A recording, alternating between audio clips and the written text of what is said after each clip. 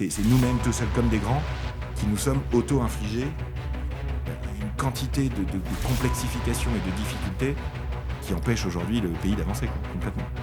La dépense par élève en France, elle est inférieure à celle de la Pologne.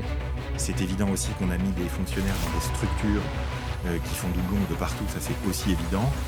Le nucléaire, qu'est-ce que c'est le nucléaire ? Tout le fond du problème là, c'est qu'on n'est pas en train de s'adapter.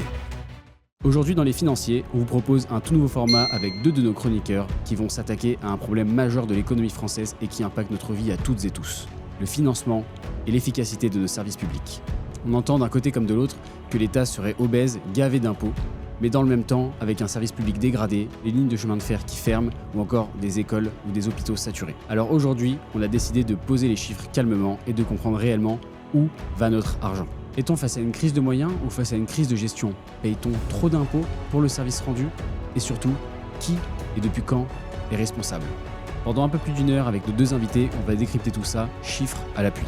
Bienvenue dans Les Financiers, le premier talk show de France sur la finance et l'économie. C'est parti.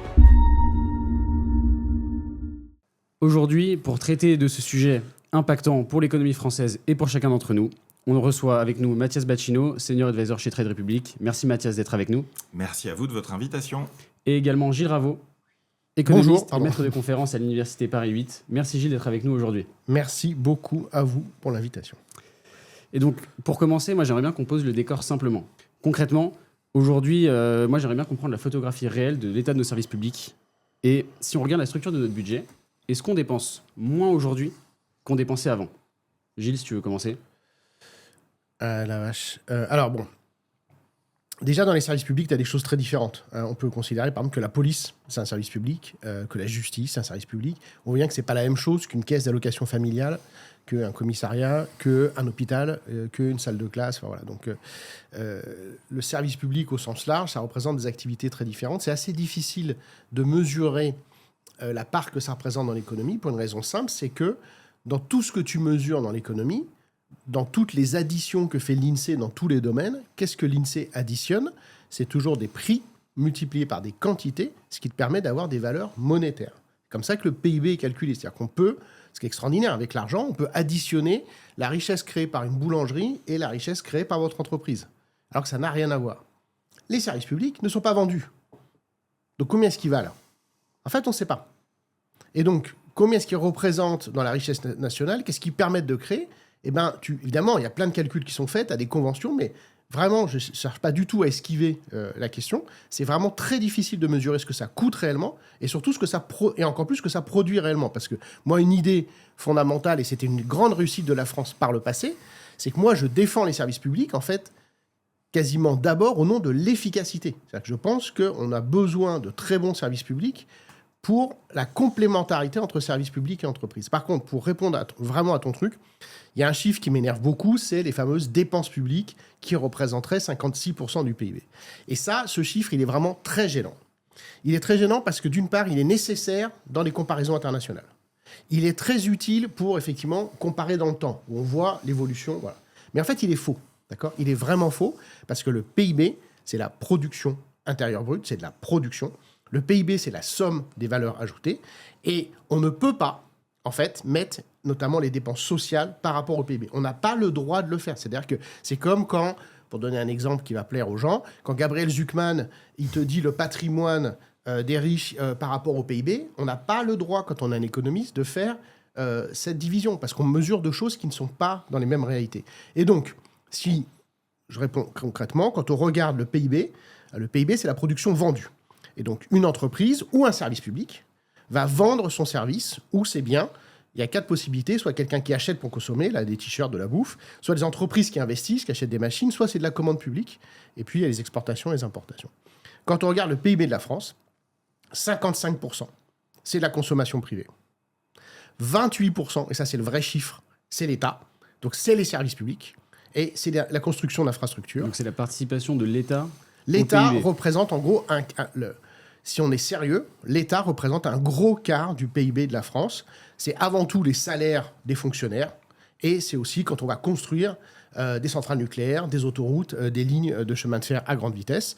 Et ensuite, ce qui reste, les 17% qui restent, c'est 12%, c'est l'investissement des entreprises Et 5%, c'est la construction de logements par les ménages.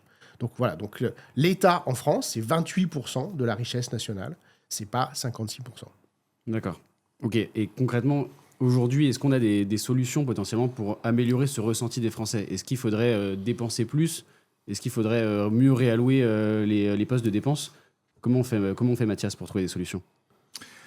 Alors, c'est une question à laquelle on peut répondre en 2 heures, quoi. Donc c'est un sujet qui est extrêmement complexe, mais qui est essentiel à 1 an de l'élection présidentielle, peu ou prou, un peu moins, parce que le fonctionnement d'un État dépend en grande partie d'un principe qui m'est très cher à moi et qui est à mon avis menacé en France, qui est le consentement à l'impôt, c'est-à-dire le fait que les citoyens acceptent de payer des impôts parce qu'ils savent ou ils pensent que cet impôt va être utile au développement collectif du pays, bien sûr, mais aussi à leur développement individuel. Et donc, on est actuellement dans ce que moi j'appelle le paradoxe bureaucratique, où effectivement, on dépense beaucoup d'argent par l'État, de manière publique, en France, et où la réalité de l'output de ce qui est de services publics qui est rendu au public, cette réalité-là, elle est plutôt sur une pente descendante. Donc, effectivement, c'est très difficile de mesurer le service public uniquement sur des critères économiques. C'est quasiment impossible. Et c'est d'ailleurs sans doute pour ça que le service public existe, parce qu'il y a des activités humaines qui nécessitent que des décisions soient prises au-delà du simple critère financier. Par exemple, maintenir un hôpital ou un centre hospitalier dans un espace de la France où il y a peu de gens, ça peut peut-être ne pas faire sens du point de vue économique, mais du point de vue de l'égalité de l'accès aux soins, ça fait beaucoup de sens. Donc, la première chose, c'est qu'on est en plein paradoxe bureaucratique. C'est-à-dire que effectivement, on met de plus en plus d'argent, ça c'est clair. Il est clair aussi que cet argent n'est pas financé par l'activité du reste du pays, c'est-à-dire qu'on est obligé d'emprunter pour vivre, pour fonctionner. Et en même temps, la qualité du service rendu aux citoyens, elle, diminue. C'est très simple, il suffit de regarder les indicateurs éducatifs, les scores éducatifs de la population qui baissent, les scores de sécurité des biens et des personnes qui baissent. Il faut regarder la justice. On a vu quand même depuis quelques semaines, là, d'une actualité dramatique, que le service public du judiciaire était dysfonctionnel de fait. On a vu aussi que le service du périscolaire dans plein de villes et en France était très dysfonctionnel ces dernières semaines. On voit, et à côté de ça, il y a d'autres services publics qui fonctionnent bien, c'est-à-dire qui délivrent le service attendu à un bon niveau de qualité. On pense évidemment aux impôts, qui fonctionnent bien. Force est de constater que le service public des impôts fonctionne bien. Le site internet fonctionne. Les explications sont claires. Ça fonctionne, ça marche. C'est potentiellement une branche qui est plus efficace, mieux organisée que le reste. Et donc là, tu viens de dire le mot, à mon avis, qui est le mot absolument déterminant, mais à la fois très difficile, parce que c'est culturel, c'est le mot organisation. C'est-à-dire que il y a eu... Moi, je suis pas tout à fait d'accord avec toi, Gilles, sur le fait qu'on puisse pas du tout mesurer, entre guillemets, l'importance économique des services publics, parce qu'il y a quand même un output global, c'est-à-dire une conséquence concrète globale pour le pays, qui est le taux de croissance de la productivité, le pouvoir d'achat. On a quand même des indicateurs du bien-être des gens et des entreprises qui sont assez clairs et sur lesquels on peut voir si un système globalement fonctionne ou non. Donc, j'ai plusieurs convictions fortes pour commencer là, cet échange. La première conviction, c'est que ce n'est pas un problème d'argent. C'est-à-dire, il ne manque pas d'argent. Si c'était mettre plus d'argent la solution, on le saurait. Je veux dire, on l'aurait su quand même depuis qu'on en met autant. Donc la première chose, c'est que ce n'est pas un problème de quantité d'argent investi. Donc même si on en mettait plus sans changer l'organisation...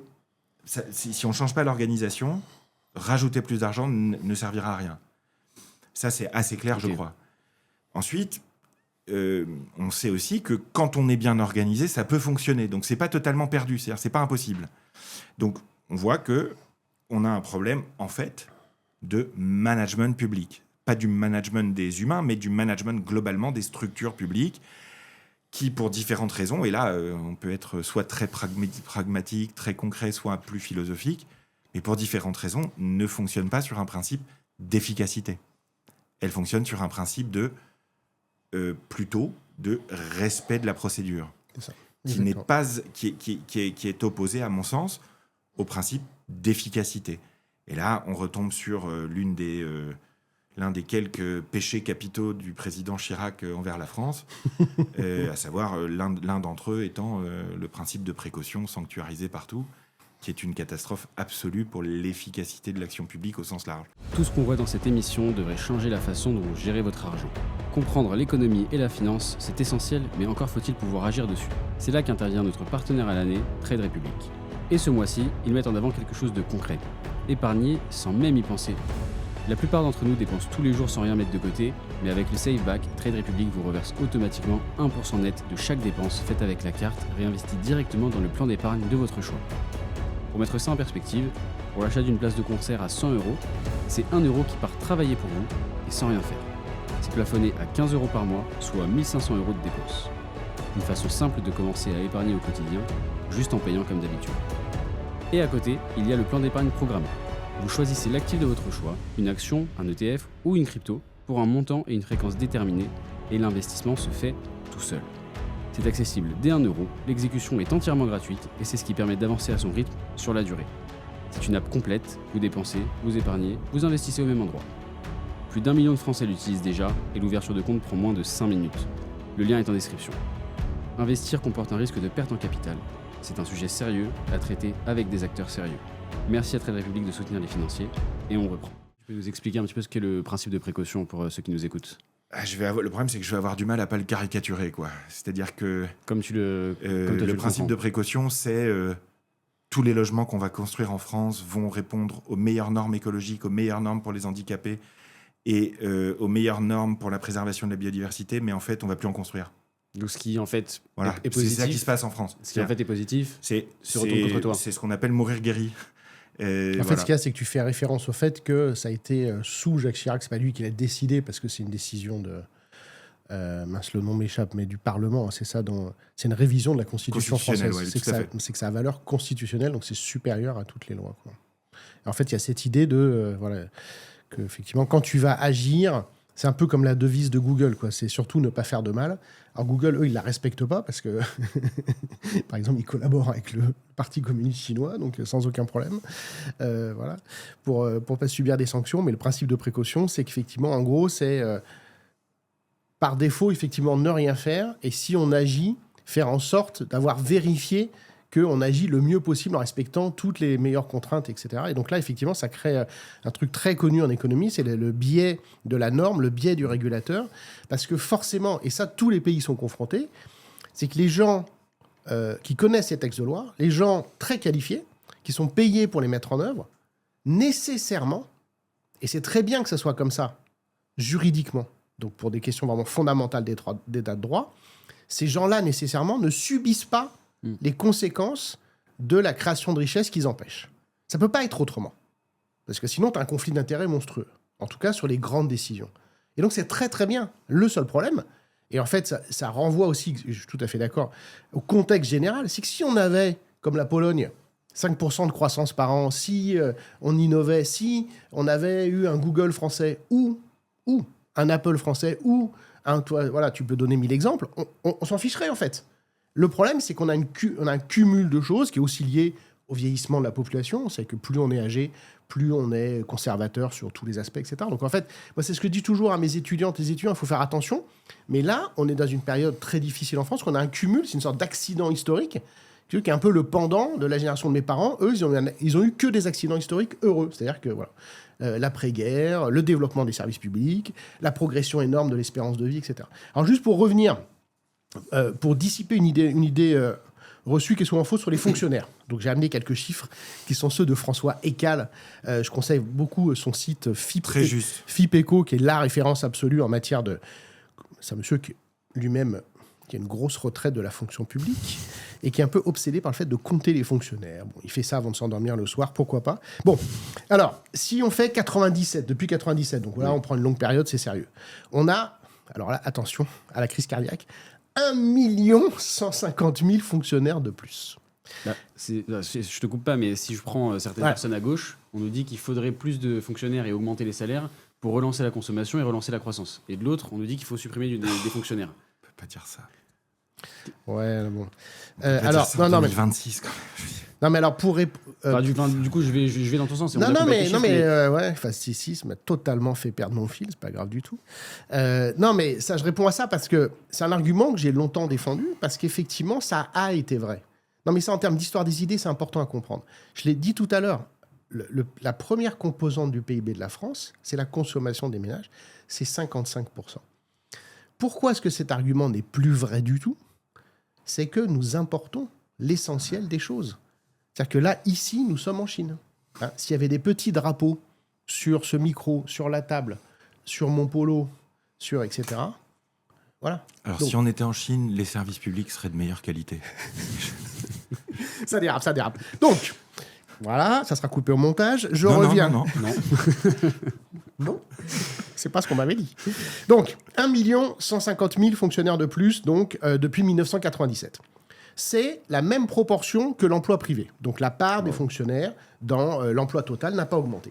Là où c'est beaucoup plus intéressant, les amigos, c'est qu'il y a 3 fonctions publiques en France. D'accord ? Il y a ce qu'on appelle la fonction publique d'État, les enseignants, le police, justice, l'armée, et voilà. Donc, justement, donc, c'est ça. Essentiellement, les profs. La deuxième fonction publique, c'est la fonction publique hospitalière. Et la troisième, c'est la fonction publique territoriale. Elles sont hyper différentes. Il faut savoir, par exemple, que dans la fonction publique territoriale, c'est un vrai marché. Vous passez des concours, mais ensuite, le recrutement est libre. D'accord ? Les salaires sont libres. C'est très important. Dans la fonction publique hospitalière aussi, dans une certaine mesure, avec les primes, etc., il y a beaucoup plus de liberté de rémunération. Bref, sur mon 1 150 000 fonctionnaires de plus, où est-ce que ça a le plus augmenté ? Territorial, voilà. 600 000. 600 000. Territorial, c'est quoi ? C'est administratif ou c'est surtout du terrain territorial. Et là, non, mais je pointe ça parce que justement, comme on a eu des consignes avant l'émission, quand j'en discute, c'est une vraie contradiction pour plein de gens. C'est qu'en fait, la fonction publique territoriale, c'est du recrutement politique. C'est des élus locaux qui recrutent des gens. C'est ça la différence. C'est que la fonction publique d'État, tu passes un concours. Donc c'est le gouvernement, c'est même l'État qui recrute, avec toutes les conditions très françaises auxquelles moi je suis tout à fait attaché, d'anonymat, d'égalité des candidatures, etc. Tu vois. La fonction publique territoriale, c'est, pour prendre un exemple choisi au hasard, Laurent Wauquiez qui va faire en sorte qu'il va avoir 10 chauffeurs, etc., etc. C'est ça, voilà, c'est ça. Et d'où ça vient cette explosion ? Ça vient de la décentralisation. Toi, tu n'as pas connu ça, moi à peine, mais l'État français était extrêmement centralisé. Il est toujours. Non, Okay. tu te rends pas compte, justement. Beaucoup moins qu'avant. Non, mais il faut éduquer la jeunesse. Bon, c'est normal. Pour te donner un exemple qui impacte tout le monde, le logement. Jusqu'aux mesures de décentralisation qui, en fait, ont commencé avec l'arrivée de la gauche, la vraie gauche. C'est la gauche, en 1981, qui a vraiment décentralisé le pays. Dans les années 70, le moindre permis de construire, la moindre modification de logement, ça remontait au préfet. D'accord ? Parce que le préfet, c'est l'État. D'accord ? Le préfet, c'est l'État local, mais c'est l'État. C'est-à-dire que tu voulais changer ta fenêtre, etc., c'était le préfet. Tu es dans un petit village au fin fond de l'Ariège, etc. Non, mais... Et donc, c'était hyper lourd, mais ça permettait justement la fameuse égalité française, la même application de la norme et tout ça. Et donc, politiquement, dans les années 70, la libéralisation, le fait que le pouvoir public soit local, d'accord, c'est des idées extrêmement intéressantes. Moi, je n'ai pas d'avis là-dessus. Je pose le problème, parce que je pense que c'est un problème très important. Donc, il y a une demande sociétale très forte de rapprocher le pouvoir des gens.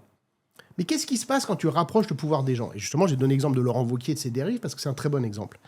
C'est que le pouvoir local, pour des raisons de fonctionnement des médias, pour des raisons d'accès à l'information, est beaucoup moins contrôlé que le pouvoir national. Et d'ailleurs, c'était une des raisons de la centralisation en France. C'est qu'en fait, les fonctionnaires sont très surveillés, la Cour des comptes, ça existe, il y a des procédures, et que si on fait des erreurs, nous, les fonctionnaires d'État, les sanctions sont terribles. Alors qu'un pouvoir public local, comme les régions, qu'est-ce qu'ils ont, ces gens-là ? Ils ont énormément d'argent, et les gens qui vivent dans la région ne sont pas informés. Les journalistes ont extrêmement mal à avoir de l'information. Là, il y a un truc assez drôle, il y a Médiacité, qui est un journal qui, après des démarches de dingue, a enfin obtenu les notes de frais de Laurent Wauquiez. Vous savez ce qu'il a fait ? Il les a remises... volontaire, d'ailleurs, pour les éplucher. Parce qu'il a joué ce gros filou extrêmement intelligent qu'il est, il les a remis sous format papier. D'accord ? Il aurait dû envoyer un PDF, c'était analysé en 30 secondes. Et il a renvoyé des milliers de pages, des photocopies, et donc ils ont fait un appel aux gens. Voilà. Bon, ça, on peut penser ce qu'on veut de l'État, mais un ministère ne peut pas faire ça. D'accord ? Les comptes des ministères sont transparents, la Cour des comptes, le Parlement contrôle l'État. Donc ce que je veux dire, c'est que moi, partout, tout le monde dit « Oh, l'État, c'est pourri, vive la décentralisation ». La réalité en France, c'est que la décentralisation, c'est des potentats locaux, et que donc la dérive, parce que là, dans ces gens-là, en fait, elle vient de là. là, c'est du clientélisme à l'italienne, comme on aime bien se moquer des Italiens avant, c'est que dans ces 600 000 fonctionnaires territoriaux, il y a beaucoup de gens déjà qui sont beaucoup trop bien payés par rapport à leurs compétences, par rapport aux fonctionnaires d'État. Et non, je ne suis pas jaloux, mais oui, je suis jaloux. Et il y a plein de gens, c'est du recrutement local, en fait, c'est de l'emploi caché, c'est de l'achat de vote, etc. Et donc la question que je pose la question, comment est-ce que tu contrôles ça ? Et donc pour finir, sur mes 1 150 000 fonctionnaires, tu en as 350 000 en plus, c'est la fonction publique hospitalière. Et donc le truc à retenir, c'est que depuis presque 30 ans, un fonctionnaire sur 2 qui a été recruté, et ben, quand tu dis fonctionnaire, tout le monde pense aux profs ou aux flics. Et ben non, c'est des gens en fait, qui sont dans des bureaux où c'est les services locaux qui s'occupent, je sais pas, des jardins, des piscines, etc. Et donc là, je me tourne vers toi, Mathias, ça veut dire qu'il faudrait normer, encore une fois, pour limiter justement ce type de dérive ? Alors, qu'est-ce qu'on a nous comme moi, outil pour ça ? Je suis très aligné avec ce qui vient d'être dit, puisque l'un des aspects, moi, que je souhaite pour le pays, c'est le retour en force des préfets. Donc, je crois profondément au rôle des préfets. Ce qui est pourquoi ? Parce que les époques dans notre pays où les préfets étaient puissants sont des époques où le pays allait bien. Donc je suis un garçon assez simple, moi.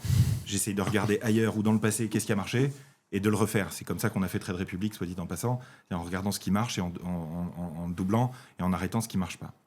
Donc il est absolument évident que on s'est trompé fondamentalement sur la nature même de la France et des Français, c'est-à-dire qu'on n'est pas des Allemands. C'est pas pour paraphraser Chicandier, mais là, on n'est pas des Allemands. C'est-à-dire que nous, tu nous mets des Länder, le principe fondamental de tous les fonctionnaires qui bossent dans les Länder, c'est on respecte les règles. C'est des Allemands. C'est des Allemands. Bon, les Français, c'est pas comme ça que ça fonctionne. Gilles l'a dit à mots couverts, moi je vais le dire un peu plus fermement. Il y a un millefeuille administratif de politique locale et territoriale qui est absolument lamentable. Qui fait vivre des potentats locaux, tu l'as très justement dit. C'est évident que ça ne sert à rien. C'est évident aussi qu'on a mis des fonctionnaires dans des structures qui font doublon de partout, ça c'est aussi évident. Et c'est vrai que le problème n'est pas dans la fonction publique d'État, de la même manière que le problème du déficit public, qui est un autre problème, mais qui est connecté quand même à notre sujet, n'est pas un problème de fonction publique d'État. C'est-à-dire qu'on passe notre temps à dire que c'est parce qu'il y a trop de fonctionnaires d'État que la France va mal, c'est faux. Est-ce qu'il y a eu trop de fonctionnaires recrutés de partout dans les bureaux et pas assez au contact des usagers ? Ça, c'est évident aussi. Il suffit de vous parler à un médecin, vous parler à un prof, il suffit de parler à celles et ceux qui sont à un flic, à un pompier. Vous parlez à ceux qui sont au contact du terrain et des usagers. Vous leur demandez c'est quoi le problème ? Ils disent le problème, c'est l'administration. Ils le disent tous. Donc en fait, on est dans ce paradoxe bureaucratique où on met de plus en plus d'argent dans des structures de plus en plus complexes, avec des normes de plus en plus nombreuses, et qui bloquent tout, voilà, y compris l'efficacité du service public, y compris la liberté économique individuelle, et y compris le développement des entreprises, puisque tous les indicateurs économiques en France sont plus ou moins en baisse quand même. Donc, effectivement, il y a un enjeu de réforme de l'État. C'est la mère de toutes les batailles. Et donc là, je vois pas comment tu fais là, tu supprimes les régions, tu supprimes les départements, parce qu'effectivement il y a un point que je voudrais ajouter, parce que je trouve que j'ai pas mal d'anciennes étudiantes et anciens étudiants qui sont dans des collectivités territoriales, et un truc que j'avais pas suffisamment mesuré, c'est que donc dans les mairies, dans les intercommunalités, dans les départements, dans les régions, tu as à chaque fois un cabinet donc qui est politique et des fonctionnaires. D'accord ? Tout ça c'est de la dépense publique. Moi, dans mon université, ça commence aussi d'ailleurs, maintenant il y a des gens auprès de la présidence de l'université, mais avant, dans la fac, tu n'avais que des gens qui enseignaient. Tu n'as pas un cabinet politique qui dit on va lancer une campagne de com. Alors qu'en fait, maintenant, par exemple, typiquement la communication, chaque micro-commune, etc., a sa personne qui fait de la com, qui ne sert à rien, dont tout le monde se fout. Et ensuite, justement, ce que me racontent mes anciennes étudiantes et anciens étudiants, c'est qu'il y a une perte de temps considérable, puisque à chaque échelon, tu as politique plus administratif. Donc les gens sont pas d'accord. Et ensuite, tu as les trucs entre échelons où ça recoupe éventuellement les divisions politiques ou pas. Non, mais il faut voir C'est un peu Astérix Voilà. qui arrive dans tous les étages. Il faut voir le Non, mais délire ça, que c'est le quotidien des Mais moi, je vois pas praticiens la solution. hospitaliers. Comment tu fais Alors, Comment tu fais on fait face à un problème. C'est des problèmes qu'on rencontre dans les entreprises. C'est-à-dire qu'il y a des entreprises, et à notre toute petite échelle, je pourrais faire un témoignage très rapide de ce qu'on a vécu, nous, chez Trade Republic. Une entreprise toute neuve, donc c'est pas comparable à un État, évidemment, mais c'est juste pour vous donner ma logique. Très vite, beaucoup de succès. Très vite, on embauche, on crée des comités, des équipes, des managers. Très vite, en 6 mois, l'entreprise est à l'arrêt.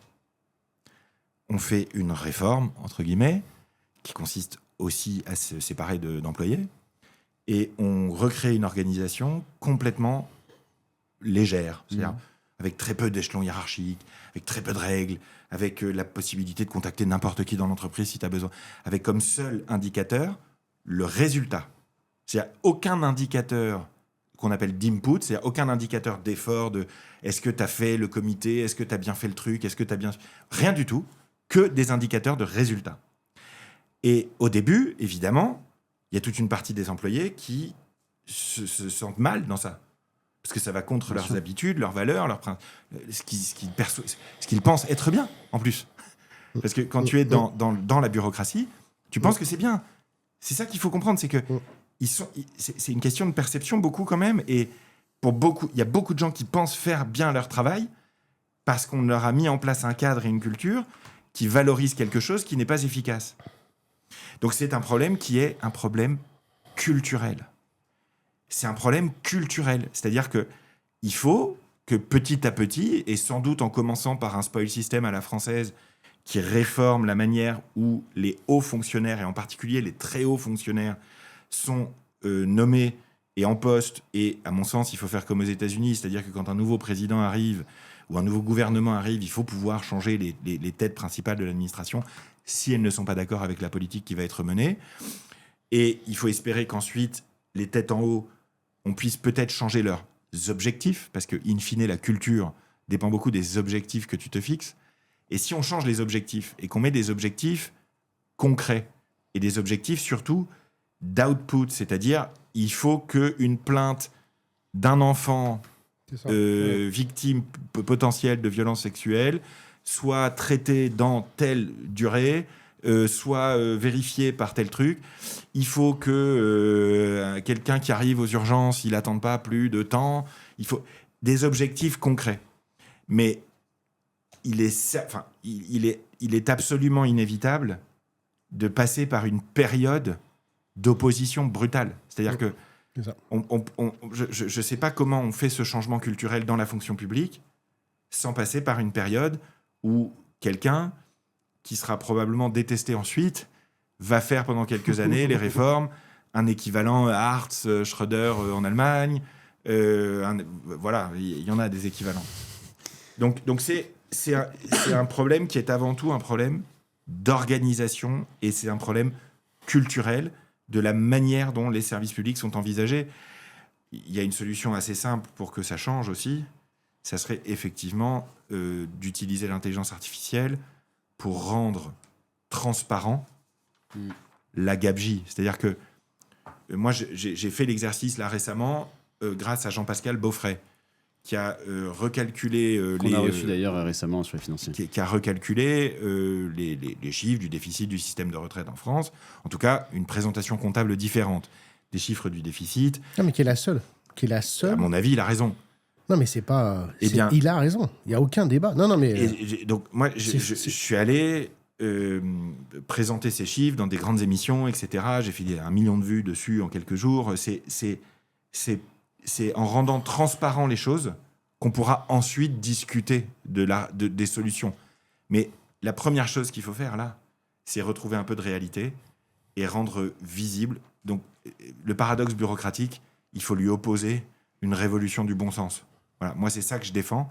C'est-à-dire, et d'ailleurs, la ligne politique qui est la mienne, qui est celle du gaullisme social, est assez alignée avec ce principe de bon sens qui veut que on est obligé de constater que le libéralisme et le capitalisme fonctionnent pour globalement élever le niveau de prospérité d'un pays et faire reculer la pauvreté dans le monde et donc le développement et faire favoriser le développement humain, ce que moi je trouve bien. Force est de constater aussi que il y a d'autres enjeux qui viennent en ligne de compte, entre autres de souveraineté, des enjeux de stratégie nationale, qui nécessitent de ne pas laisser uniquement le marché faire. Bon, ben, c'est le gaullisme social, si tu veux, c'est cette idée-là, quoi, le séguinisme, d'avoir un État qui est à la fois garant de la liberté économique et en même temps un peu stratège quand il faut, quoi. Donc, je peux rebondir là-dessus. Bien sûr. Non, mais si bien je sûr. suis volontairement provoque. Vous souhaitez vous exprimer ou... Juste pour terminer, si je volontairement provoque, le général de Gaulle, il défendait la participation des salariés aux résultats de l'entreprise. Bon, bah, il est peut-être possible d'imaginer une forme de participation des fonctionnaires à la faillite de l'État. Au résultat de la fonction publique. Parce qu'il ne faut pas oublier une chose, la plupart des fonctionnaires sont évidemment des gens bien intentionnés, qui essayent de bien faire et qui sont les premiers à souffrir du délire bureaucratique et normatif dans lequel on est. Toutes ces difficultés-là, c'est des difficultés qui, pour 80% d'entre elles, sont auto-infligées. C'est pas l'Europe, quoi. C'est nous-mêmes, tout seuls comme des grands, qui nous sommes auto-infligés une quantité de complexification et de difficultés qui empêchent aujourd'hui le pays d'avancer, quoi, complètement. Non, je vais rebondir sur ce que tu as dit là, parce qu'en fait, ça commence enfin à se savoir, mais comme plein de choses, ça arrive, je pense, trop tard, et ça change tout. C'est cette histoire des retraites.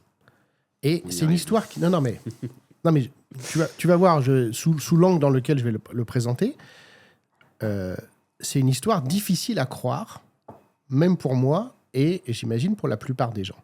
C'est qu'effectivement, comme tu l'as dit, on doit à un seul homme, qui est animé par une espèce de passion folle de l'intérêt général, qui, contre vent et marée, fait un truc simplissime dans la France de 2026 et qui était déjà simplissime dans la France du général de Gaulle, c'est de produire le vrai chiffre des retraites en France. Et je ne parle pas de déficit, d'accord ? Je parle juste de la description basique que tu peux enseigner en classe de 6e de les retraites en France, comment c'est financé, d'où vient l'argent et où va l'argent. Combien ça coûte ? Enfin voilà, le truc descriptif au possible. Et donc ce monsieur que j'ai eu la chance de rencontrer aussi, qui s'appelle Jean-Pascal Beaufray, effectivement, il faut voir qu'il a perdu à plusieurs reprises la controverse publique que, encore une fois, tout seul comme un grand, il a menée contre la Cour des comptes, et notamment le camarade socialiste Moscovici, qui s'est permis à plusieurs reprises de le ridiculiser en conférence de presse, avec le soutien, je le dis très clairement, de la grande presse, puisque scandale. Le Monde, Libération, etc., ont fait le truc facile du journaliste français habituel paresseux, de dire « il y a une controverse, un machin... » Non, mais il n'y a pas une... Non, mais voilà. Non, mais il n'y a pas une controverse, d'accord ? Quand je te donne la définition du PIB, je te dis la consommation privée, c'est 55% du PIB. Si un mec qui dit c'est 10%, on va dire il y a une controverse entre Ravo et machin. Ben non, il y a un mec qui sait, il y a un mec qui ne sait pas, c'est tout. Vraiment, parce que ce qu'il dit Beaufray, c'est extrêmement simple. Et donc, quel est le lien avec le sujet d'aujourd'hui ? C'est qu'en fait, et je le sais parce que je trouve que j'ai des amis chez BFM Business, ça fait des années, et pour pas dire des décennies, qu'il y avait ce leitmotiv chez des gens très informés, très sérieux, qui sont de mes amis, qui sont de très bons journalistes économiques. On disait, comment ça se fait qu'on a ces énormes dépenses publiques en France, alors que dans le même temps, l'exemple que tout le monde cite, les profs sont si mal payés. Et donc, ce que tout le monde pensait qui était logique, on disait, c'est la bureaucratie. C'est-à-dire qu'on disait, en fait, c'est parce qu'en France, il y a toute une partie de la droite, il y a tout un tas de gens qui pensent ça par paresse et par ignorance chez les journalistes et les politiques. Il y a encore cette idée qu'il y aurait cette fantastique bureaucratie en France qui expliquerait cet écart entre les dépenses publiques énormes et la misère, effectivement, des camarades fonctionnaires. Et en fait, non. Non, mais c'est très important. C'est complètement faux pour la fonction publique d'État. C'est ça, c'est complètement... Non, mais c'est ça qu'il faut... Et même moi... Pourquoi les calculs sont faits ainsi, alors ? Parce que dans les dépenses publiques des ministères, il y a les retraites.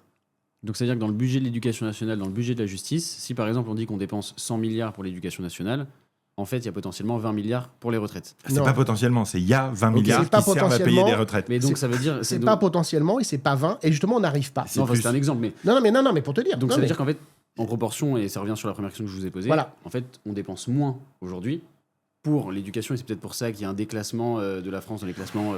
Non, on dépense pas moins, mais ce qu'il y a de sûr. Non, mais on dépense moins par élève. Je vais vous répondre, monsieur, j'ai amené les chiffres. C'est qu'effectivement, donc la première chose, c'est qu'on n'arrive pas à savoir, donc effectivement, dans les 100 euros donc du budget du ministère de l'Éducation nationale, dans les 100 euros, il y a au moins 25 pour les retraites, d'accord ? Et c'est peut-être 30. C'est-à-dire que l'instit qui jardine, là, à 80 ans, il est compté. Non, mais on en est là.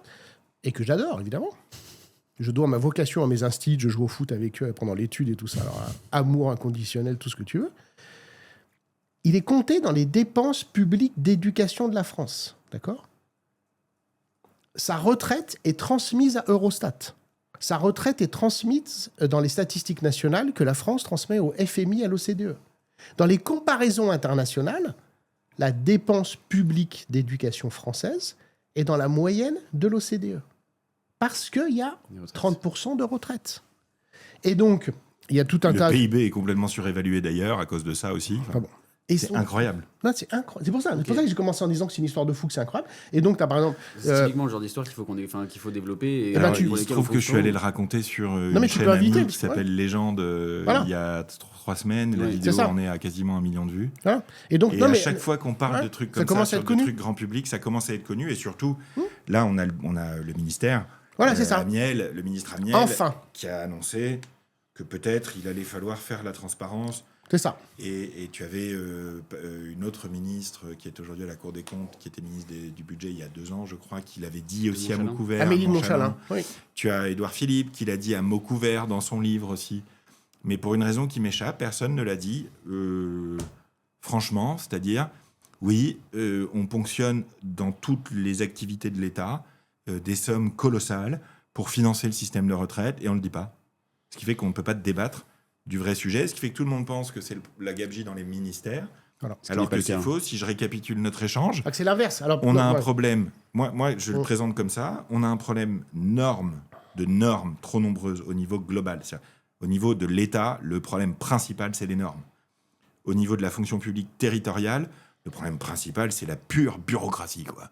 Les arrangements politiques, la pure bureaucratie, la complexité, l'enchaînement du millefeuille. Voilà. Et ça coûte à peu près, d'après le rapport Ravignon de 2024, 7,5 milliards d'euros par an, juste en coordination, monsieur. Juste en coordination. Se poser les questions, est-ce quasiment que tu valides, 10 milliards par an, voilà, juste de la coordination. Les cafés pendant les réunions. Et enfin, au niveau de la fonction publique hospitalière, le problème assez clair, quoi, qui remonte d'à peu près tout le monde, c'est on a mis trop d'administratifs et pas assez de soignants.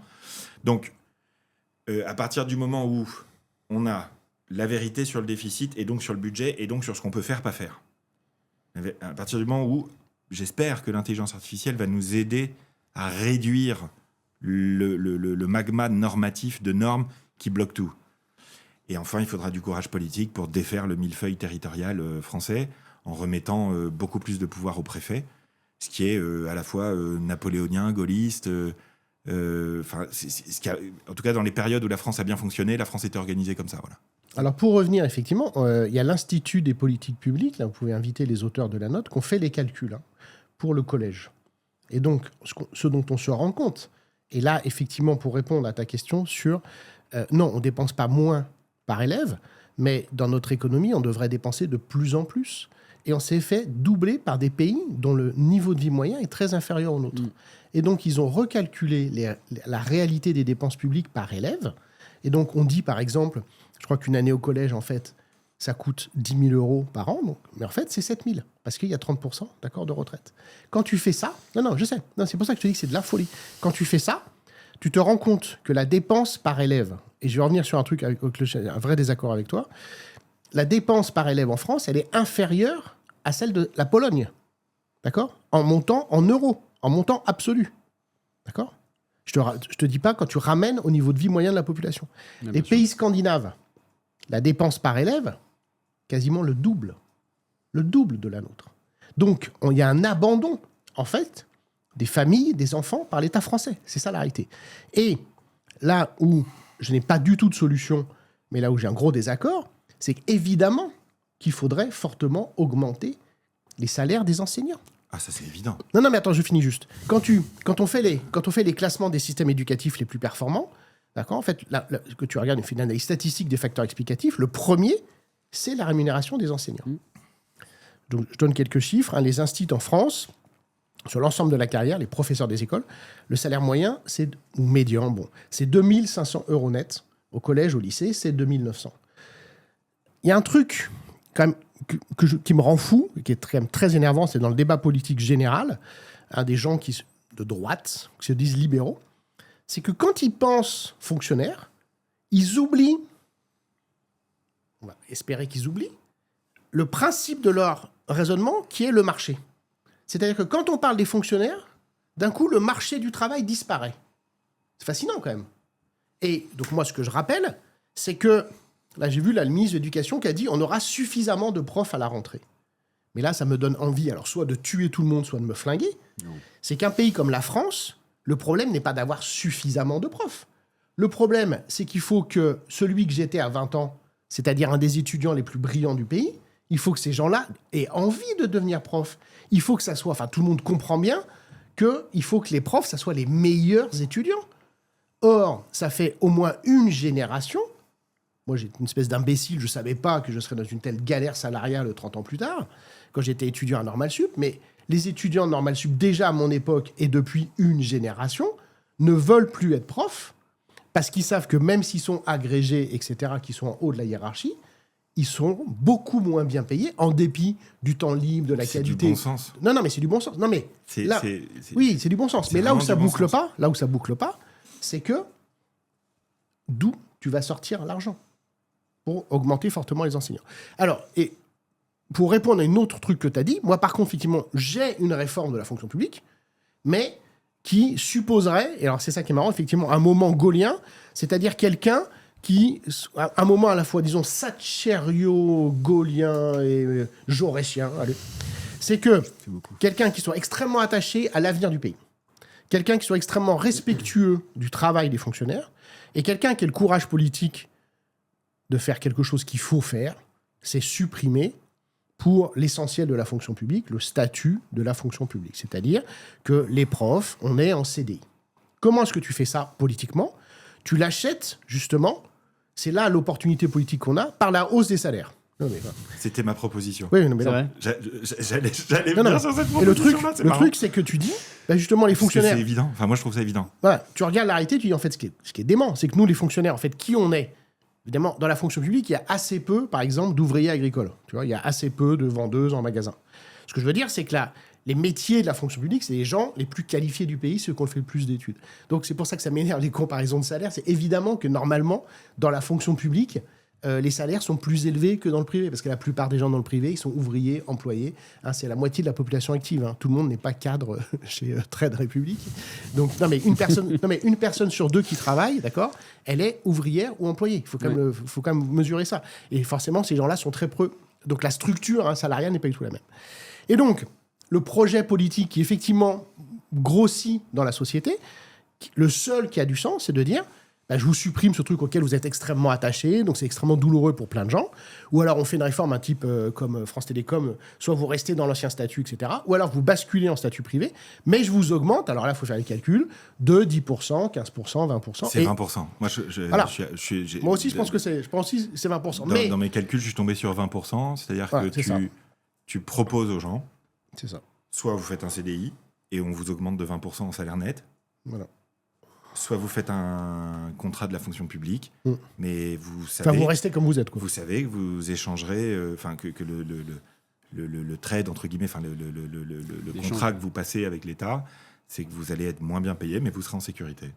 Et comment on trouve l'argent, justement, pour augmenter de 20% Alors, déjà, un CDI, il y a 28% de charges sociales dessus, entre le salaire net et le salaire brut.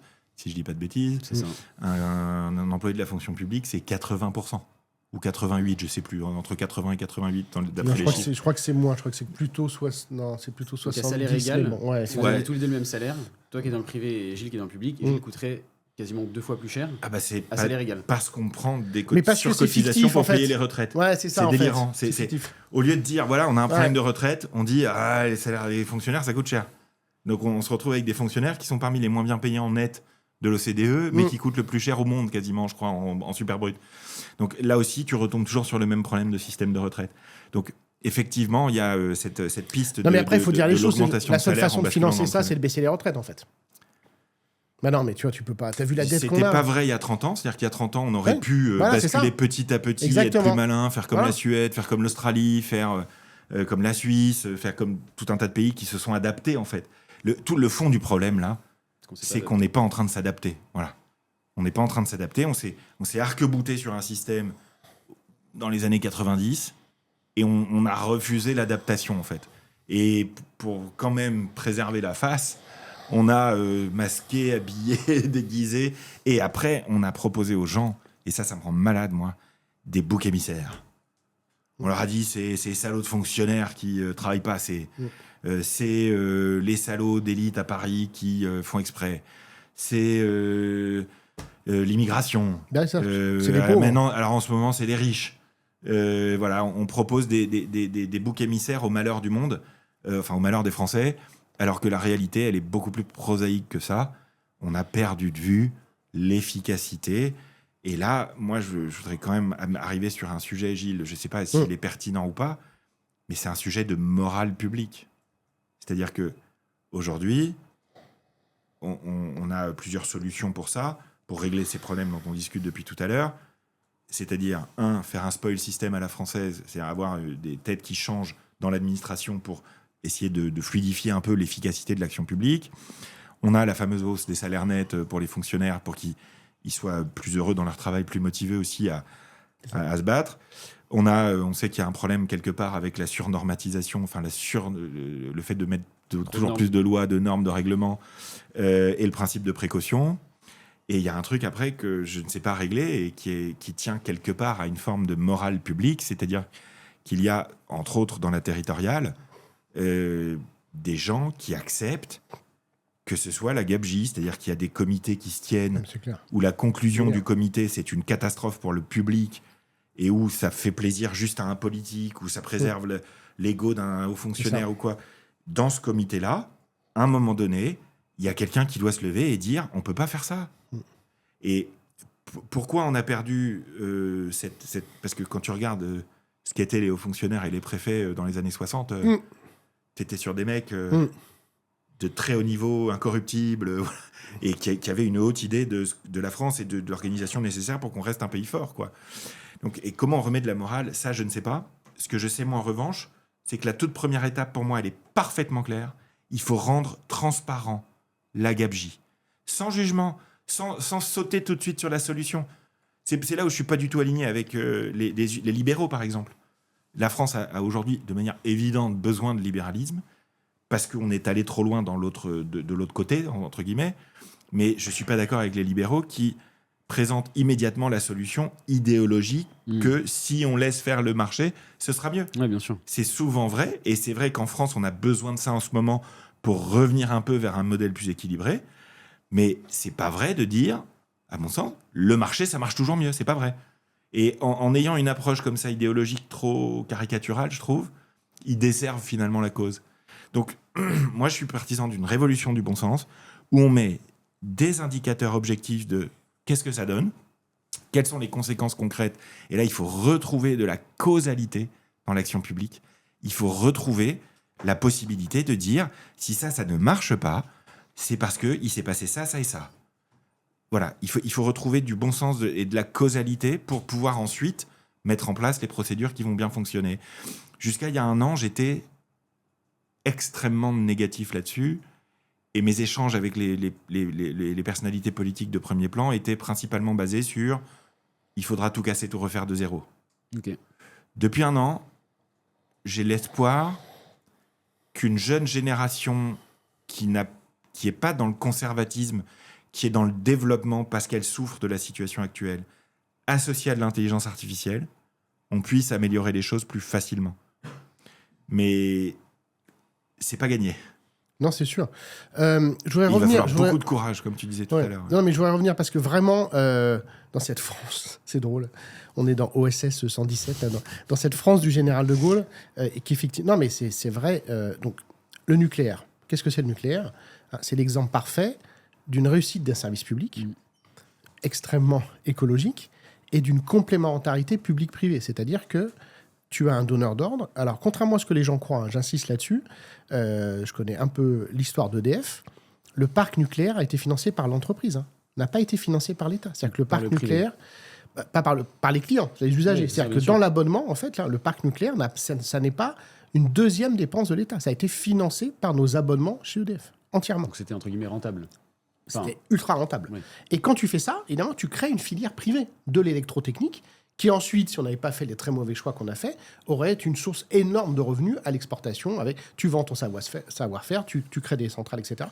Et donc, j'insiste, ça part de l'État intelligent, bienveillant, qui réfléchit à long terme, et tu soutiens le privé dans ce qui, à l'époque, était l'équivalent de l'IA, c'est-à-dire que c'était les technologies de pointe, les innovations. Et il faut voir, et c'est effectivement, je pense que c'est un problème aussi en France, on a cette nostalgie, c'est qu'à un moment, la France est en pointe partout. Tu as des missions qui viennent des États-Unis étudier le miracle français. Derrière le Japon, on est le pays riche qui a le plus fort taux de croissance, et on est à la frontière des connaissances, dans l'aéronautique, avec le Concorde, dans bizarrement l'électronique avec le Minitel, dans le TGV qui accumule les premières mondiales. La santé. Il faut voir ce qui se passe. La santé. Les hôpitaux français. Les hôpitaux français. En 2000... Les CHU français, c'était quelque chose. Voilà. En 2000, l'Organisation mondiale de la santé nous classe premier système de santé au monde dans un classement extrêmement intéressant où il regarde à la fois l'efficacité et aussi l'accès. C'est-à-dire que, depuis, je crois que le classement a disparu, mais je ne sais pas combien on est passé. Le système italien est passé devant le système français. Ah ouais, c'est ça, voilà.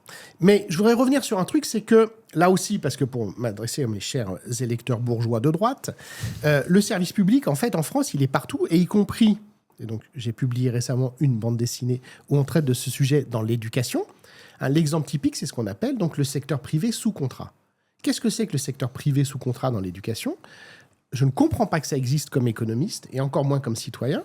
Ça, j'estime que ça relève de la concurrence déloyale. Donc j'explique. Qu'est-ce que c'est que le secteur privé sous contrat dans l'éducation ? Vous avez des enseignants qui sont payés par l'État. Uniquement par l'État ? Uniquement par l'État. La principale dépense est assurée par l'État. Quelle est la différence par rapport au lycée public d'à côté ? C'est que le lycée privé sous contrat, il choisit tout. Il choisit ses élèves. Il a beaucoup plus de pouvoir pour choisir ses enseignants. Et en plus, les familles sont des clients. Et donc, il y a de l'argent en plus pour faire du soutien, du suivi des élèves. Donc, ils sont favorisés avec l'aide de l'État en plus. Ils sont favorisés avec l'aide de l'État en plus. Et donc, qu'est-ce qui se passe, évidemment ? C'est qu'aujourd'hui, il y a une fuite complètement dingue des catégories sociales les plus favorisées.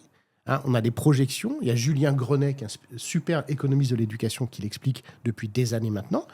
Le privé va devenir majoritaire dans le secondaire à Paris, parce qu'à Paris, évidemment, les gens qui vivent à Paris sont des gens aisés, grâce au service public.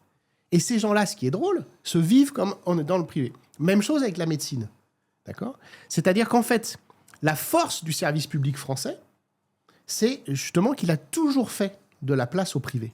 Et donc cette opposition entre État et marché est complètement fausse. L'exemple parfait, c'est les médecins qui font des consultations privées à l'hôpital. C'est à la fois dégueulasse en termes de justice et c'est hyper intelligent en termes d'efficacité. Pourquoi ? Parce que les mecs restent à l'hôpital. C'est-à-dire que le meilleur cardiologue qui, s'il est que dans le secteur public, il va gagner 5 000, mais avec les primes, on va dire mais maximum 10 000. Mais imagine, le mec, c'est un super radiologue.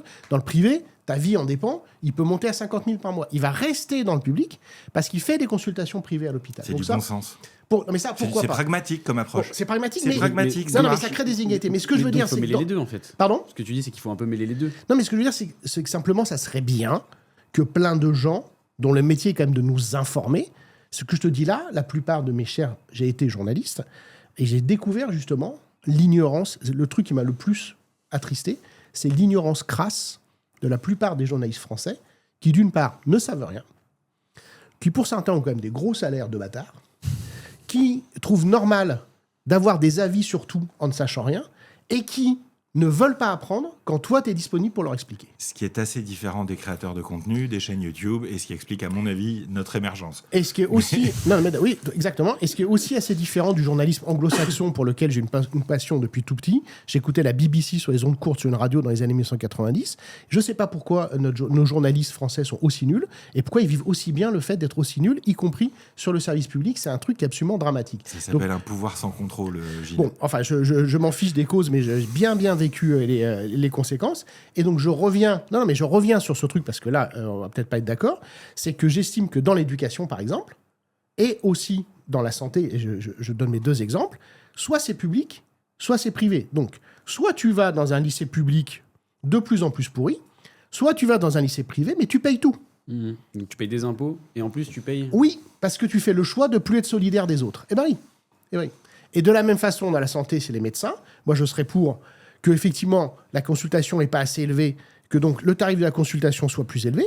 Mais si tu vas dans le secteur libre, tu as 0 remboursement de la sécurité sociale. Parce qu'en fait, ce qu'il faut voir, c'est qu'il y a une bourgeoisie, en fait, à laquelle appartiennent justement ces fameux journalistes bien payés, notamment du service public très bien payés.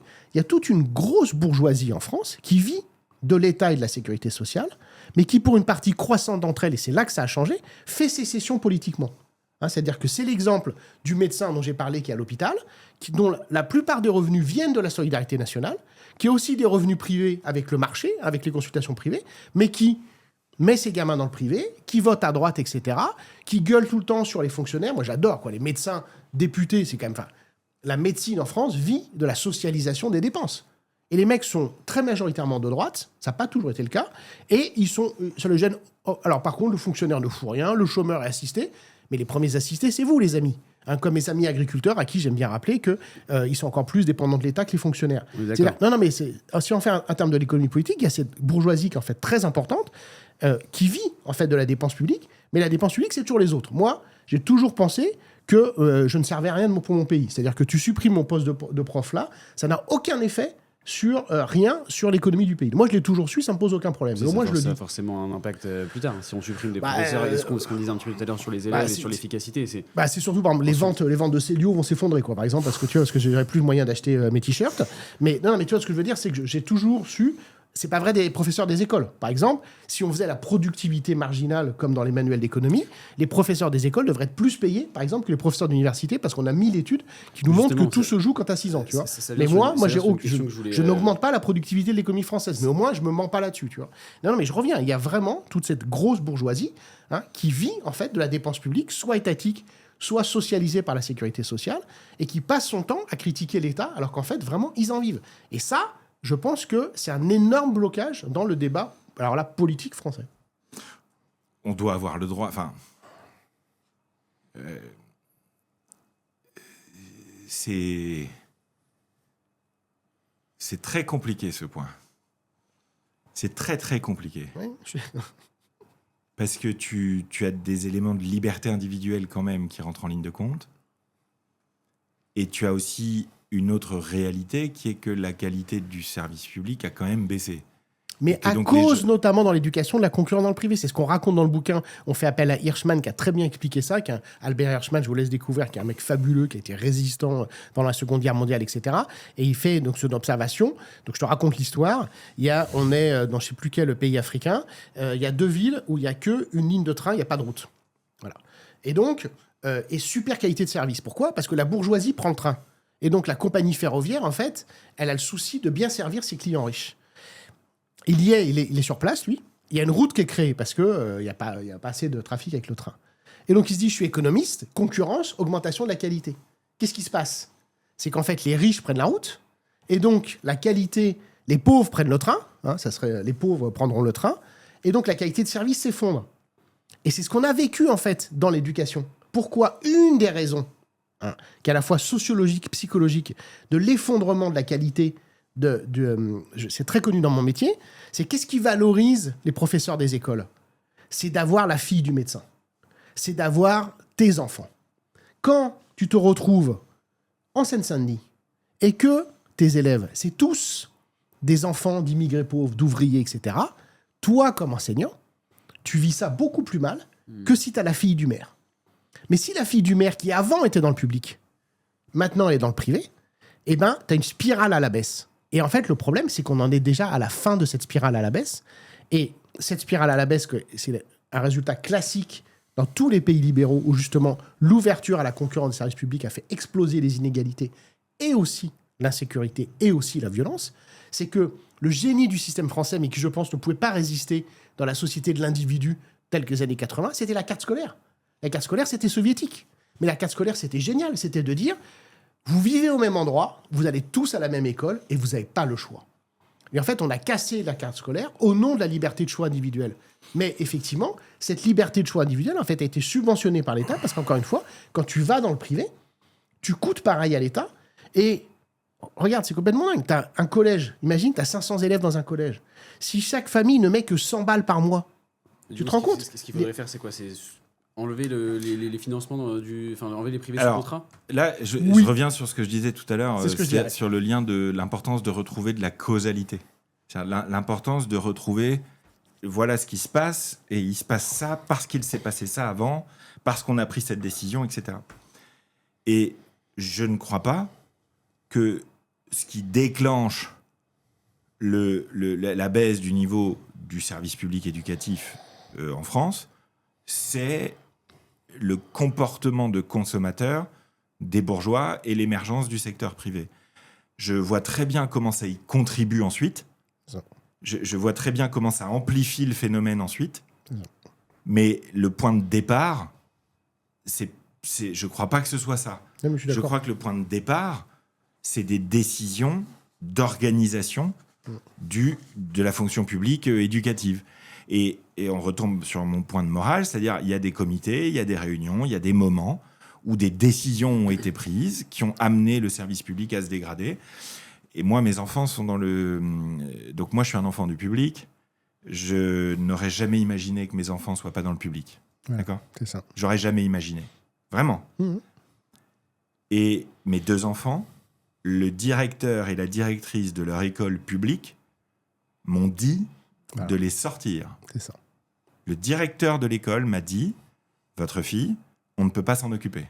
Voilà. » La directrice de l'école maternelle m'a dit « Votre fils, on ne peut pas s'en occuper. » Donc moi, mes enfants, ils sont dans le secteur privé, hors contrat, on bénéficie d'aucune aide absolument, et on paye absolument tout, et l'école en question n'est absolument pas subventionnée par l'État. C'est ça. Donc, et c'est ça m'a été imposé. Ouais. Tu vois ? Ouais, c'est bien, c'est ce qui arrive à plein de familles. Je Moi, sais ça bien. m'a été imposé parce c'est que ça. j'ai des enfants qui ont des particularités Ouais, et le système public n'était pas capable de les gérer. tout à fait. Et donc Ouais. c'est encore une autre réalité qui est la mienne. Donc, ce dont je suis absolument sûr, c'est qu'on ne résolvera pas le problème sans créer de la transparence. Il faut créer de la transparence sur voilà le nombre de temps qu'un enseignant peut consacrer à ses élèves en France. Voilà le vrai niveau scolaire des élèves. Voilà. Il faut qu'on retrouve des indicateurs de bon sens, quoi. Non, mais là où je te partage entièrement, c'est que sans doute, et encore fois, cette révolution de l'individu qui en fait date en gros ce 68, le premier échec du service public, c'est ça, c'est le refus, et que je vois encore chez mes collègues, on ne veut pas s'adapter à la différence des publics, comme on disait avant. Voilà, donc ce que tu as vécu, je l'ai vécu aussi avec ma fille. Voilà, j'ai entendu la même chose. Donc voilà, et j'ai scolarisé ma fille dans le privé pour les mêmes raisons. Alors que, voilà, comme toi, enfant du public, ça, c'est le premier échec, effectivement, du service public. Et alors là, comment tu changes ça, je ne sais pas. Parce qu'effectivement, il ne s'agirait pas de passer d'une logique bureaucratique de contrôle de la norme à un truc purement marchand. Il faudrait, effectivement, avoir cette espèce de bon souci du client. Et je ne sais pas comment on le crée. Et juste pour revenir sur les indicateurs, effectivement, on a des indicateurs dans l'éducation. Donc là aussi, ça commence à être connu. Mais il faut quand même savoir que les enseignants en France, non seulement sont parmi les plus mal payés d'Europe par rapport au niveau de vie de la population, et notamment en classe maternelle et dans le primaire, ont les classes les plus chargées d'Europe. Il faut savoir que dans les pays scandinaves qui ont les meilleurs résultats en termes d'éducation, on parle d'effectifs qui sont 2 fois moins nombreux dans les petites classes. 2 fois moins nombreux.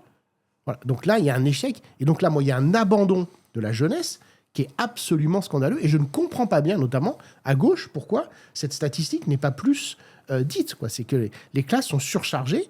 Vous avez des classes, faut voir comment c'est chiant et pénible et fatigant des enfants de 3 ans, 4 ans, 5 ans, 6 ans, le boucan que ça fait, quand ils sont 30 dans une salle de classe, qui en plus souvent n'est pas suffisamment assez grande pour faire les activités, quoi. On en est là en France aujourd'hui. Après, culturellement, comment on change ça ? Ouais. Je ne sais pas. Mais Justement, est-ce qu'on s'inspire du privé ? J'ai 2 pistes de réflexion. La première, c'est une piste de réflexion générationnelle. C'est-à-dire que moi, je suis au contact de la génération Z au quotidien sur les réseaux sociaux. Je peux vous assurer que toutes ces histoires de politiquement correct, de trucs qu'il ne faut pas dire, des pudeurs de gazelle qu'on a pu avoir pendant 30 ans dans notre pays, ils ne l'ont pas du tout. c'est ce que j'appelle moi des sauvages, au sens noble du terme. C'est-à-dire, ils ont grandi dans un monde beaucoup plus difficile que celui dans lequel nous deux, on a grandi. Ils sont face à un monde beaucoup plus brutal et violent, et ils sont prêts à écouter des solutions pragmatiques de manière beaucoup plus libre que les générations d'avant. Donc, je suis assez confiant, moi, sur le renouvellement générationnel, parce que l'énergie française, entre guillemets, elle est toujours là. Ça n'a pas changé, ça. Les fondamentaux sont toujours là. C'est indiscutable. C'est-à-dire les fondamentaux du pays sont toujours bons, ils sont toujours là, et on les exploite juste très mal. Ensuite, l'autre aspect, mais qui est très difficile, c'est qu'en fait, cette notion de morale publique, cette notion de morale dans l'action publique, elle bloque souvent, à mon sens, sur des problématiques, au sens large, d'autorité. C'est-à-dire que on a une ambition, mettons, on a une politique publique qui a pour ambition d'atteindre tel objectif. Et se tiennent des comités, et se tiennent des réunions, et se mettent en place des programmes où des gens, pour différentes raisons, ne font pas ce qui était convenu. Eh bien, dans ce type de situation, pour une raison qui m'échappe, on n'est plus capable aujourd'hui d'être exigeant et ferme, entre guillemets, dans la chaîne de commandement, on pourrait dire, de l'action publique. Pourquoi ? Ça, c'est très difficile à expliquer. Je ne sais pas. Enfin, j'ai pas de réponse toute faite. Mais ce qui est sûr, c'est que effectivement, il y a tout un tas de comportements qu'on voit dans la fonction publique qui ne seraient pas du tout acceptés dans n'importe quelle structure privée du monde. C'est ce sur quoi justement j'allais un peu vous amener. C'est une entreprise va être, on va dire, guidée par sa rentabilité, ou en tout cas sa volonté d'être bien organisée pour fonctionner au mieux et pour ses clients et pour elle-même. Pourquoi on ne pourrait pas attendre, entre guillemets, ça de l'État, sans appliquer la rentabilité forcément, mais en tout cas l'efficacité. L'efficacité, moi, je pense qu'on devrait l'attendre.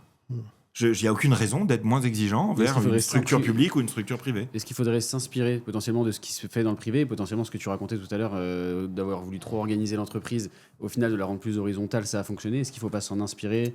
Je pense qu'une des solutions concrètes pour faire changer la culture consiste à favoriser les passerelles entre le privé et le public. Je pense pas qu'on puisse demander à des gens qui n'ont jamais vécu dans le privé de s'inspirer du privé. C'est pas vrai, ça marche pas. En revanche, on peut mettre un peu partout dans la hiérarchie, dans les structures, dans les comités, dans les trucs, des gens qui ont déjà été dans le privé, qui ont déjà vu comment ça marchait et qui ont envie d'apporter ça au public. Et là, dans une saine confrontation qu'on n'arrive plus à mener, cette notion de confrontation saine, on n'arrive plus à la mener, eh ben, on pourrait voir un système qui s'améliore en tenant compte des contraintes du public et aussi des bonnes pratiques du privé. Mais pour ça, il faudrait, à mon sens, favoriser les passerelles. Et tant que les salaires seront aussi faibles, les salaires nets seront aussi faibles dans la fonction publique, tu ne feras pas venir un cadre dirigeant d'une boîte pour piloter un programme local pendant 2 ans, alors que pourtant, ça serait utile. Alors, ça existe quand même de plus en plus, effectivement, mais on est tout à fait d'accord. Il faudrait, donc déjà, si on met en place notre programme, qui est enfin... je dirais, un début de concurrence entre public et privé. Parce qu'en fait, ce qui s'est passé, c'est que pendant très longtemps, effectivement, il y avait tellement d'avantages dans le public, la sécurité de l'emploi, qu'on a vécu sur cette rente. Et là, on se réveille, effectivement, mais vraiment trop tard. La plus grave erreur que moi, je subis, parce que je te remercie beaucoup de l'avoir dit ça, effectivement, l'État, c'est d'abord le pire employeur du pays. Et vraiment, le débat politique doit commencer là-dessus, c'est qu'il y a une souffrance des agents de la fonction publique qui est archi-documentée et qui est un drame humain et, évidemment, économique. Ce qui se passe dans mon université, par exemple, je reviens à cette histoire de transparence, et je te rejoins évidemment totalement, de connaissance. Les salaires, la fonction publique, c'est beaucoup d'emplois administratifs. Les jeunes, effectivement, ne supportent plus la bureaucratie. Donc, l'argument, enfin, quand je dis les jeunes, c'est les jeunes jusqu'à, je ne sais pas quel âge il faudrait monter, c'est-à-dire que c'est en gros quasiment les moins de 50 ans, quoi. La jeunesse est un état d'esprit. Oui, voilà. Ils ne supportent plus la bureaucratie, qui est en plus particulièrement absurde chez nous, qui est obsolète. Tu as ton petit Windows 97 qui continue gentiment à tourner sur les ordi. Non, mais exemple vécu. C'est incroyable. C'est vraiment incroyable. Non, mais c'est Windows incroyable. 97 aujourd'hui. Non, mais c'est impensable. Tu peux pas imaginer ce que... Oui, non, mais vraiment, il faut aller... Vous pouvez pas imaginer ce qu'on demande aux fonctionnaires au quotidien. Il y a une technologie... En fait, sont plus efficaces avec les outils qu'on leur donne. Ils sont déjà ultra efficaces, entre guillemets. Non, mais ce qu'il y a, c'est que n'importe disons quel... ça pourrait être bien pire, ouais. C'est que n'importe quel collégien avec son ordinateur portable est plus productif que, Oui. que beaucoup d'agents de l'administration. Pas d'intelligence artificielle non plus encore aujourd'hui, j'imagine. Alors, je vous conseille, il y a une technologie qui existe, qui est extraordinaire, qui s'appelle le métro. Et je vous conseille de vous rendre à mon université. Voilà. Vous Qui est verrez. à Saint-Denis, c'est ça? Qui est à Saint-Denis, mais au bout de la ligne 13. Juste, allez-y. Vous verrez déjà l'environnement, vous rentrerez. Vous verrez que les locaux ne sont pas exactement comme ici. Donc moi, dans mon programme présidentiel, il faudrait que le service public soit beau. Il faut que les commissariats Bien sûr. soient beaux, qu'ils arrêtent de sentir la pisse dans certains endroits. Je pense que c'est très important. Le mot qui nous permettrait d'avancer, qui est un tabou malheureusement en France, c'est le mot métier. Et notre cher Nicolas Sarkozy l'avait prononcé à juste titre. Il avait dit, avec la nuance qu'on lui connaît, et qui est aussi une de mes grandes qualités, il avait dit, c'est absurde d'avoir... je sais pas...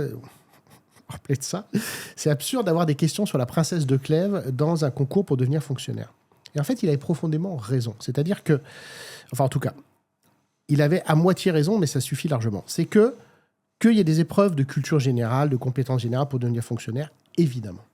Mais ensuite, qu'est-ce qui se passe ? C'est que moi, comme les autres, on ne m'a jamais appris mon métier. Je suis professeur à la fac. On l'apprend sur le tas. Il n'y a pas de corps d'inspection. J'ai le droit d'être le prof le plus nul du monde. Ça n'a aucun effet sur rien. Un pouvoir sans contrôle. Je n'ai pas... Bon, surtout une absence de pouvoir. Je ne suis pas... je- Dans les Dans le secondaire, il y a une inspection. Je n'ai jamais vu la médecine du travail. C'est pas D'accord vrai. Enfin, je veux dire, la médecine du travail ne m'a jamais écrit. Jamais. Voilà. Wow. Non, mais on en est là. C'est sanctionnable pour un employeur dans le privé. De pas avoir... C'est archi Ah connu. non, mais les pratiques managériales dans le public, c'est dramatique. Le Enfin, taux... Alors là aussi c'est un de mes chevaux de Les bataille. carrières, les parcours, les trucs, c'est zéro. À l'université, lorsque les étudiantes et les étudiants sont en licence, d'accord, la majorité des gens qui sont face à eux sont des travailleurs précaires et maintenant quasiment des travailleurs pauvres. Et ça, c'est quelque chose qui ne rentre pas dans le débat public. Et c'est là aussi que justement ceux qui se disent libéraux, qui sont souvent des ennemis de la liberté, qui sont à droite, mentent totalement. C'est qu'on a un débat politique qui continue sur des rails qui n'existent plus depuis quasiment 40 ans, où on pense que quand tu rentres dans un hôpital, d'accord, que quand tu rentres dans une école, tu as face à toi des fonctionnaires. Mais non. Tu as des travailleurs contractuels Précaire. sous statut privé, et c'est allé tellement loin la dégradation du souci des êtres humains dans notre pays que ça a conduit les drames innommables du périscolaire à Paris. Quelle est la première explication du drame du périscolaire à Paris ? C'est le statut et le salaire. C'est qu'on a recruté des imbéciles. Moi, je me rappelle très bien quand ma gamine était encore à l'école publique à Paris. Et alors là, pardon, je vais dire des trucs pas du tout politiquement corrects, et que j'ai vu deux gros débiles avec les écouteurs qui parlaient wesh, etc., et que c'était eux qui allaient garder ma gamine, mais jamais. Parce que les mecs, ils savaient à peine lire, ils parlent pas correctement français. Moi, quand j'étais à l'étude à Lyon, d'accord, c'était le directeur de l'école, c'était Monsieur Guette, qui était le professeur du CM2, il faisait l'étude surveillée. Le mec, il rentrait dans l'étude, il y avait un silence de mort. Il nous terrorisait avec ses lunettes fumées. Pourquoi ? Bon, moi, je le vénérais, quoi. Et puis, on apprenait, hein. Et puis, le bled, etc., les règles de grammaire, etc. Bon, propos de vieux con, totalement assumé. Pourquoi est-ce que, 40 ans plus tard, ma gamine, donc milieu très favorisé, qui est dans un joli quartier de Paris très favorisé, pourquoi est-ce que c'est des débiles mentaux qui vont s'occuper d'elle après la classe ? Comment est-ce que collectivement on peut décider de ça ? Donc en fait, c'est là, il y a un abandon politique des services publics, et la rémunération, en fait, voilà, c'est quand même la première explication. Donc bon courage pour changer ça. Mais D'autant que tous les gens, parce qu'in fine, c'est des êtres humains, le système, tous les gens qui seraient chargés de penser à quelle solution on met en place pour que le périscolaire, ça soit bien, ces gens-là, ils passent une large partie de leur journée à s'assurer que la réglementation est respectée. oui, mais en même temps, Sans se demander... en même temps, ils créent des réglementations débiles. Comment ? Voilà. Parce que quand tu as été formé toute ta scolarité, puis toute ta vie professionnelle, à créer et à entretenir de la complexité, tu vas pas faire autre chose du jour au lendemain. Mais en par même temps, magie. ce que je ne comprends pas, enfin, ce que je comprends très bien parce que j'essaie de faire partie de leur classe sociale, mais j'y arrive pas, c'est comment ces gens-là sont aussi à l'aise, encore une fois, avec la destruction de l'intérieur du service public par le recours massif à la précarité, alors qu'ils voudraient jamais que leurs propres enfants deviennent animateurs ou animatrices du périscolaire. Parce que individuellement, on respectait les règles, les procédures Mais sauf bureaucratiques, ça- ils mais ont fait sauf- leur boulot. Là, il y a eu de la dérégulation, il y a eu de la création, il y a une précarité énorme à l'université aujourd'hui, je plaisante pas. Les étudiantes et les étudiants qui sont en thèse, ou en fait qui sont des jeunes professionnels qui donnent des TD à la fac, il faut savoir que, je vous donne juste cet exemple quand même. Donc, d'accord, donc je pense être un enseignant relativement et un économiste relativement compétent. Si je fais ce qu'on appelle des heures complémentaires, je suis payé 40 € de l'heure. D'accord ? Je suis payé 40 € de l'heure. Si je vais faire un cours dans une autre fac où je dois préparer, corriger les copies, le temps de transport, je suis payé 40 € de l'heure. Est-ce que tu penses que notre pays a la moindre chance de juste pas s'effondrer dans la compétition mondiale ? Voilà. Et donc, ce 40 € ne change pas. C'est-à-dire que en début de carrière, voilà, c'est 40 € de l'heure net. Je ne sais même pas si c'est pas avant impôt. Voilà. C'est avant impôt, sûrement. C'est incroyable. Voilà. Mais je vous sens, et ça n'est pas présent dans le débat public. Je vous sens quand même optimiste avec la génération qui arrive. Et justement, comment vous imaginez, vous, et un petit peu la question pour conclure, entre guillemets, mais comment vous imaginez-vous dans 5 ans, en tout cas en 2027, 2032, comment vous imaginez les services publics ? Est-ce qu'ils auront été transformés ? Est-ce qu'il y aura quelqu'un qui aura eu le courage ? Est-ce qu'on va être toujours dans la même situation ? Comment vous voyez ça ? Moi, je crois que dans 5 ans, les services publics seront enfin réformables. Je pense que ce n'est pas encore le cas, même s'il le faudrait. Mais le regard historique laisse penser que les années qui viennent vont être des années de troubles en France, des années d'opposition, des années de conflit, et que de cette opposition, de ce conflit, de ce trouble, sortira normalement une capacité à avancer. Donc on a encore quelques années. Moi, je crois profondément qu'on a encore besoin de quelques années pour, comme disait ma grand-mère, voir Vesoul. Si tu as voulu voir Vesoul, tu verras Vesoul. Bon, bah là, je pense qu'on a bien vu, là. Et là, on va vers une crise des finances publiques, on va vers des temps difficiles dans le pays. Eh bien, normalement, de ça naît du changement, du mouvement. Voilà. Donc, mais on ne pourra pas retrouver de mouvement et de changement tant qu'on ne sera pas d'accord déjà sur le constat de la réalité, quoi. Donc voilà, ce qu'on fait aujourd'hui est utile. Il faut à mon sens, travailler sur voilà le constat, voilà la réalité. Il faut que ce soit une réalité partagée pour qu'on puisse ensuite trouver des solutions. Et la transparence. Et ce qui, moi, me rend optimiste, c'est que les fondamentaux du pays restent bons. C'est-à-dire les gens, le talent, la géographie, il y a plein de choses qui restent encore correctes. Moi, je pense que, je sais pas, j'arrive pas du tout à imaginer vraiment. On entre dans une période effectivement de très grande incertitude. Là, ce qui va se passer dans 10 mois sur le plan politique, ça peut changer beaucoup de choses. Moi, je vois 2 choses. C'est qu'évidemment, c'est par en haut. C'est qu'il faut qu'on ait enfin, par exemple, il y a Vincent Ponce, là, qui est un super prof d'économie à Business School d'Harvard, qui a fait une note récente pour le Conseil d'analyse économique sur mettre un peu plus de démocratie. Et un des premiers trucs qu'il dit, c'est qu'il faut que le Parlement français ait enfin les moyens de fonctionner et que, par exemple, quand on ait des débats sur une loi, alors surtout maintenant avec les outils qu'on ait tout de suite des simulations sur qu'est-ce que ça peut coûter, qu'est-ce que ça peut rapporter.